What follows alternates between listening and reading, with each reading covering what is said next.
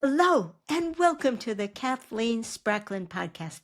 I am a woman on a mission to help you get the Zettelkasten of your dreams on your work table beside you. Well, this is part of the Pre-Zettelkasten series, and it's on pre-numbering. We're not yet putting numbers on the cards, but we're getting to the point where we're going to have to make some decisions before we can number all those cards we're collecting. Remember, we're trying to build our cards as we go along so that you'll have a collection of about 25 main cards ready when we're actually ready to start giving them numbers.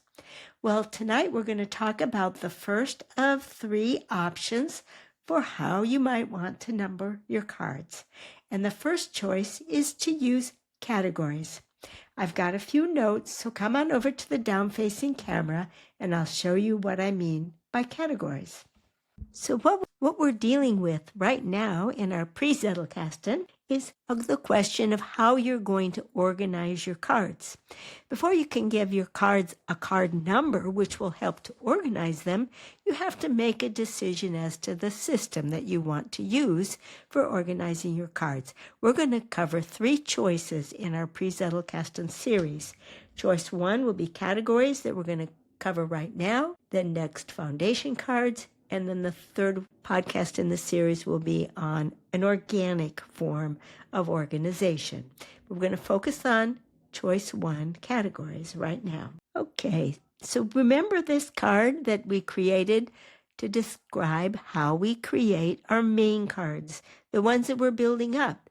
These are the cards that are going to get the numbers that we're going to be assigning to them. And we remember that as we're building up our collection of thoughts, we wanted to remember that every card includes both the thought that made us create the card, our reaction to the thought, and a tagline across the top that'll bring the whole card back to memory. And then I hope you'll recall that we tried out conversations with our cards, holding 2 different cards up together and letting them talk to one another and form a conversation. Because when it comes to the Zettelkasten, Zettelkasten is a conversation-forming device. And that's what we're going to be looking for in our Zettelkasten, the fascinating conversations that can come out of our Zettelkasten based on all the interesting thoughts that we've gathered and our reactions to them. So conversations are the most important thing, and we'll be always determining our conversations by comparing the taglines of 2 or more cards together. So that brings us to the first question that we will ask ourselves whenever we place a new card into our Zettelkasten using the method of categories. So the first question that we're going to ask is there a conversation you'd like to join? And to put that in terms of cards, we'll say, is there another tagline already in the Zettelkasten that the new tagline goes really well with and they kind of make a nice conversation together? Well, if the answer to that question is yes, well, then the conversation that your new card joins will give it a card number. We don't need to know how that's going to happen right now. We'll learn it eventually when we get to that point. Not something you have to think about. It's very automatic. If you found your conversation, you will have your card number. No problem. I promise you, no problem. What if your new card did not find a conversation it wants to join? Now you'll see where categories come in. If your new card does not have a conversation it wants to join, then its card number will come from your categories list. So now we have to answer a very important question. What's a category? A category is a number that you use to start your card number off with. Usually, the most common is that there will be 4 numbers, such as something like this, 1357. That's the most common type of a category number. We'll break it down in a moment. But categories can be as few as 3 numbers, or in the case of Shelley Meadows, as many as 7 numbers, a giant number like that to start off your category. So it's just a series of numbers that start things off, and then the rest of your card number comes after it. Well, what does that mean? Let's focus on 4 digits because it's the very, very most common type of a category number. When you've got a category number of 4 digits, you're going to start out with some category numbers that start in the whole thousands. You'll assign meanings to each of those numbers.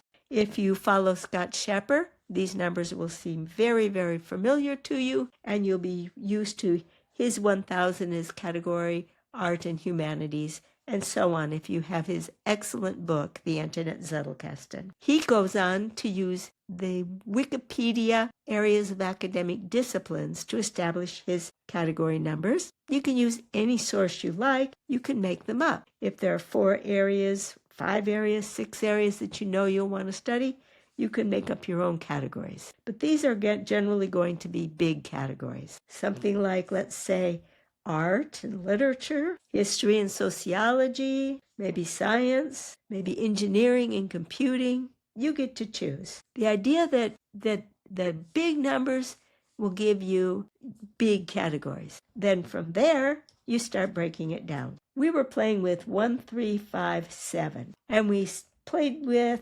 1000 being art and literature. Okay, now you would break art and literature down. You'd say 1100 means something, 1200, 1300, 1400, etc., as many as you need. So these would be different categories in art and literature. Maybe this is fine art, I don't know, maybe artifacts and artistic household items. I don't know, I'm inventing stuff here. 1300, let's say that's fiction, and so on. So these categories at the 100 level are a little more fine-grained. We've got to break it down a little further because we're playing with 1357. Okay, so now you've got 1300. Now we're going to break that down. Maybe you've got 1310, 1320, and so on. See how you're just breaking it down more and more. And maybe the first one, maybe it's mystery, romance, historical, plays and drama. Oh, and let's make this last one fantasy. So you see, we're just breaking it down. And we get to choose how we want to break it down. So now we're still working for 1357. So now what would that category be? Something under fantasy. Maybe that's planetary sci-fi. I'm being silly here. But what I want to stress is that you go from bigger numbers, rounder numbers being big categories, and then you just break it down and break it down and break it down as far as you need to go. So if you had your Zettelkasten, you had all your cards, and now you have a wonderful card on planetary sci-fi, and you look, you check it out. I don't have any conversations that planetary sci-fi could go with. Oh, I'll get out my categories list. Ta-da! Here's my list. I'll read down my list. Wah, I found it. Planetary sci-fi. Okay, now this number will give my card its number. Okay. We're not going to go into detail right now as to what happens next after you assign your category number. It's simply to get your card into your system at a time when you simply don't have enough going on in your system for your new card to connect in. Categories can work quite well. I use a mix. I do have categories in my system, and I have some cards that use foundation cards, and I have parts of my Zettelkasten that are purely organic. I use a mix, and you can too.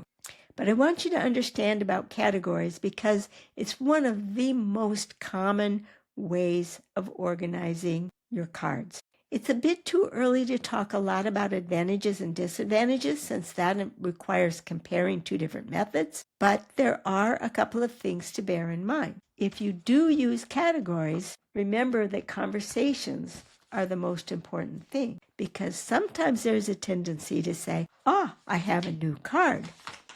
I know what I need to do. I need to get out my categories list and find where it goes. And then you plunk your new card in based on the category. When you miss the fact that it could have been a wonderful conversation partner to another card that's already in your Zettelkasten, but it wasn't the exact category. Ugh. And that's the second problem. People tend to fret that when a new card wants to join a conversation that belongs to a certain category, but it doesn't go with that category. How can it be in that conversation? But it fits. It's a nice conversation, but it's not the right category. So people end up dithering a little bit when they go with categories. That's a warning. And it's also can be a problem with foundation cards. You won't get into that kind of trouble if you always remember that the conversation comes first and you only go for your categories as a last resort. Your card just feels totally not connected to anything in your Zettelkasten.